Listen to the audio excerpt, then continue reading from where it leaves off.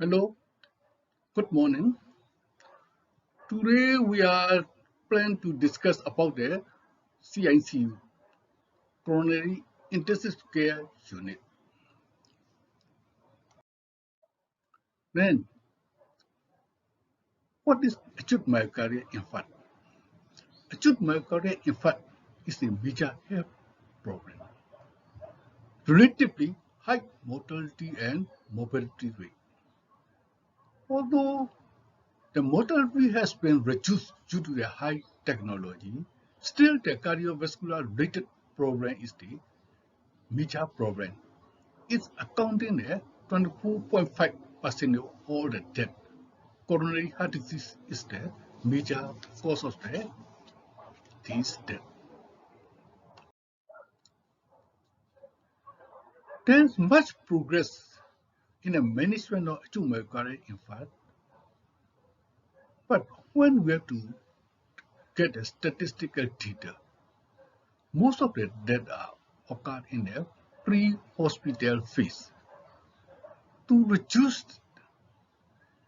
this amount of death, we have to update in every phase of our medical care. The first phase is that we need public to be aware of the symptom of infarct and immediately seek the medical attention. Regarding the healthcare personnel, they should be trained, they should be improved. And another thing we should make is that we have to upgrade our hospital facility. By this strategy, we can improve the outcome of the patient with myocardial infarct.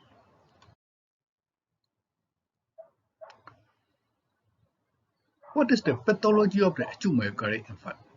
In acute myocardial infarct, myocardial muscle get necrosis.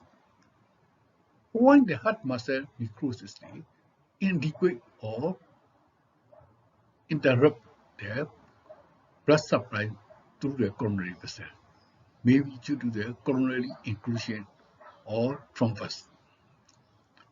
The occlusion is due to the sometimes the plaque or rupture or fissure in the thrombosis. Now, the gold standard treatment is what we know as the percutaneous transluminal coronary angioplasty. It can open the coronary blood supply, reperfusion of the myocardial muscle. The new terminology nowadays is PCI, percutaneous coronary intervention.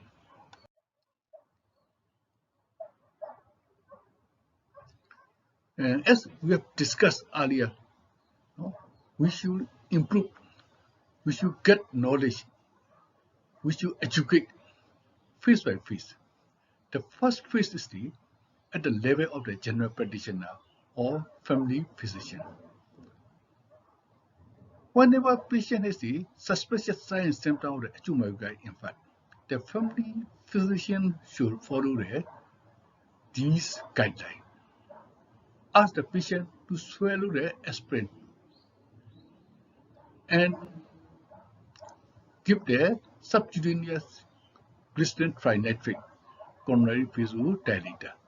And you must confirm the diagnosis by an ECG. Nowadays, there are so many devices of the portable ECG. Then you have to establish the intravenous access. Whenever possible, 2 intravenous access line is suggestible. And you need to be pain relief.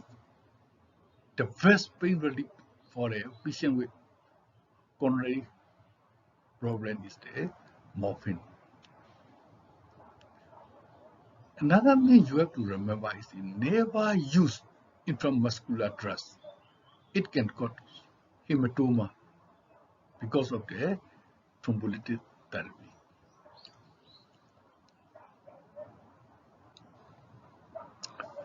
Whenever you have to make the thing within a short period. The most important is you have to arrange for a transport, arrange for a contact with a specialized center. For a transport, you have to call for an ambulance and you have to contact with the career center, giving the information of the patient that we can manage promptly to get the optimal outcome of the patient. And then, when arrived to the hospital, either the patient may be reaching the emergency department or patient may reach to the general medical ward or patient may directly admitted to the intensive care unit. But the first phase, the care of the patient may be the general medical officer. In the first phase, in the hand of the general medical officer, these are our objectives. These are we'd like to train the primary healthcare personnel to be efficient, to be the efficacy regarding this field. Patient care health personnel must have the knowledge, capacity to diagnose the congestive heart disease.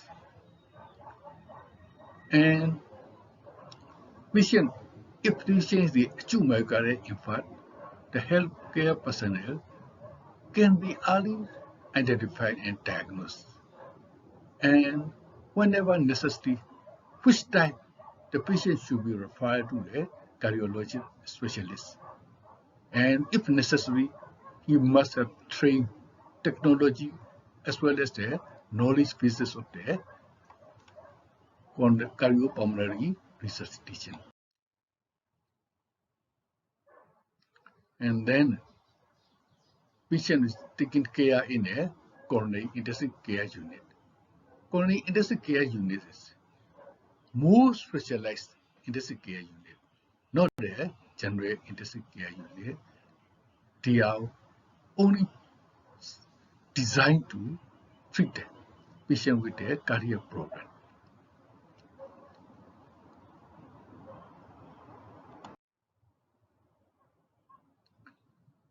Our principle, our target of the patient when arriving to the hospital is the first we have to pain relief and we have to establish as early as possible for reperfusion and we have to treat when there is arrhythmia. To achieve this objective, these are immediate hospital management, stabilize the hemodynamic, continuous ECG monitoring, aspirin, oxygen therapy, Christian trinitrate, and venous access, pain relief. And you have to give the anti-emetic, avoiding the intramuscular injection, and plan for a PTCA or PCI. Another two important things regarding these type of patient is the one, the patient must be a strictly limited activity. Another thing is we have to give the stool softener to reduce the stress and strain for a patient. And this diagram is a very useful diagram. How to differentiate, how to diagnose patients between unstable angina, non-ST elevated myocardial infarct, ST elevated myocardial infarct. The first phase, patient may be present with the sign and symptom of the ischemic chest discomfort. And we have to suspect is the acute coronary syndrome.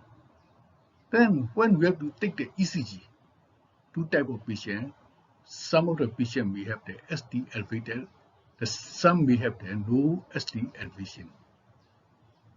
In no ST elevation group, then we have to take the cardiac biomarker. The cardiac biomarker, normal patient is diagnosed as unstable angina. If cardiac biomarker is elevated, it is the non-ST elevated myocardial infarct. In as the elevated end, biochemical biomarker are increased. This is the STEMI. By the aid of the ECG, you can localize the which area of the myocardium is infarct. Later we have to discuss more extensively. Depends on the lead. Most of the findings are ST elevation and there is the tube width. Only exception is for posterior width. This is reverse mirror image. We see in F1 and F2 and not the SDLV there, it is S depression and in spite of the tube width, it is shown as the R width.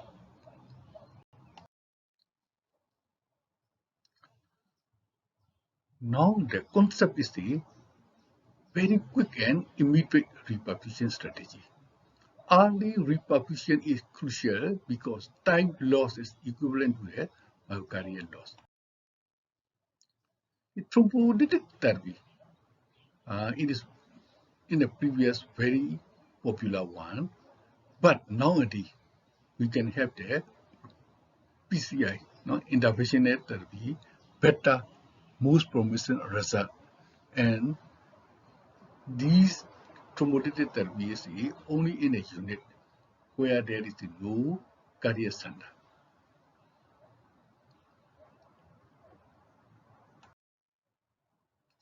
Actually, nowadays available thrombolytic agents are streptokinase and tissue plasminogen activator. And when we give the either type of the reperfusion therapy, thrombolytic therapy or PCI, these are a indication of your treatment is successful or still the patient has the infarct. One of the useful guide is the patient resolution of the chest pain, relief of the chest pain, and there is the return of the ST elevation. And the third one is the peaking of the CK level. Yes, we will discuss later in more detail. My discussion is only the introduction. You have to be aware, you must understand what is our objective of training for the undergraduate student. To be clear, we are not aims within a 1 hour discussion to become a cardiologist. But when we have to discuss this topic, you may have some knowledge, some idea, and when you come across patient with myocardial infarct as a general practitioner or family physician, you may have the proper management. You have the idea. Another phase we have to intend is if you are assigned as medical officer in an ICU or emergency department, you may have the idea of what immediate treatment, what immediate investigation you need to do for the benefit of the patient. Thank you.